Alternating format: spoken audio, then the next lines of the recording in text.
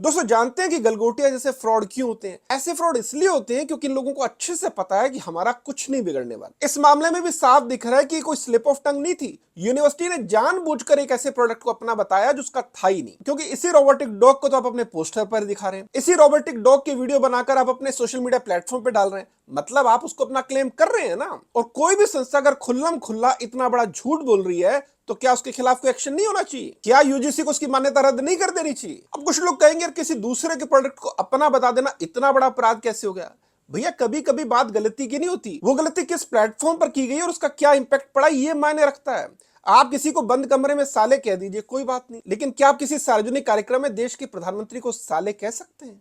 एक बार कहकर देख लीजिए, फिर पता चल जाएगा। अगर आप इतना बड़ा एक झूठ एक इंटरनेशनल एआई समिट में बोल रहे हैं और इसकी चर्चा पूरी दुनिया में है तो सजा आपको उसी अनुपात में मिलनी चाहिए, लेकिन सजा नहीं मिलेगी ये भी लोगों को पता है। अब नोएडा के युवराज के मामले को देख लीजिए ना, आज उसकी मौत को 30 दिन से ज्यादा हो गए और एसआईटी अब तक अपनी रिपोर्ट फाइनल नहीं कर पाई। इंदौर में गंदा पानी पीकर 35 लोग मर गए, क्या हुआ? कुछ लोगों के सस्पेंशन हो गए।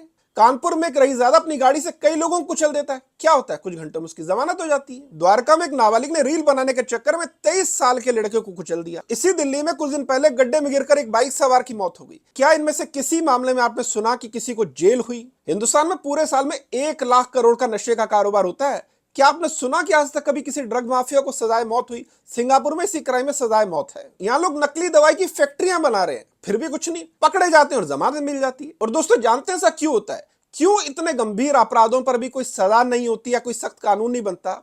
वो इसलिए नहीं होता क्योंकि जब सरकारें और राजनीतिक पार्टियां खुद इस तरह के क्राइम की लाभार्थी होती हैं, बेनिफिशियरी होती हैं, तो वो सजा क्यों देंगी? वो सख्त कानून क्यों बनाएगी? कोई भी पार्टी या कोई भी सरकार अपनी रोजी रोटी पर लात क्यों मारेगी? आप गलगोटी ऐसी एक यूनिवर्सिटी की मान्यता रद्द कर दीजिए, फिर देखिए कैसे सारे लाइन पे आते हैं। आप एक ड्रग माफिया को सूली पे लटका दीजिए, फिर देखिए कैसे नशे के कारोबार बंद होते हैं। लेकिन जब आप ऐसा नहीं करते ना, तब लोगों में गुस्सा उबलता है। और गलगोटिया वाले मामले में लोगों का यही गुस्सा है, क्योंकि उन्हें अच्छे से पता है कि लोगों का कुछ नहीं होगा, क्योंकि लोग जानते हैं सिस्टम को कैसे खरीदा जाता है। दूसरे शब्दों में कहूं तो इन लोगों के लिए पूरा सिस्टम उस रोबोटिक डॉग की तरह है जिसकी लीज इनके हाथों में।